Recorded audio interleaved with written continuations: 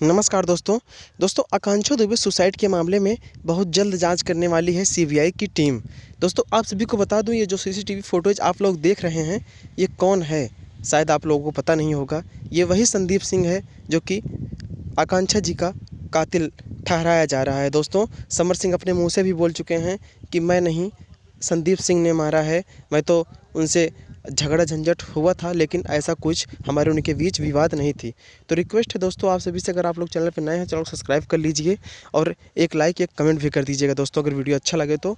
दोस्तों आप सभी को बता दूं कि होटल के अंदर सुरंग मिली है दोस्तों, जहाँ पे बताया जा रहा है होटल के अंदर सुरंग थी। अगर ये बात सच हो गई तो आप सभी को बता दूं कि बहुत जल्द सारनाथ होटल भी सीज हो जाएगी और वहाँ के मैनेजर भी जो हैं वो भी गिरफ्तार हो जाएंगे, क्योंकि ऐसी अगर कुछ बातें हैं तो पुलिस प्रशासन को बतानी चाहिए। तो दोस्तों प्लीज़ रिक्वेस्ट है कि वीडियो को शेयर और लाइक, चैनल को सब्सक्राइब कर लीजिए।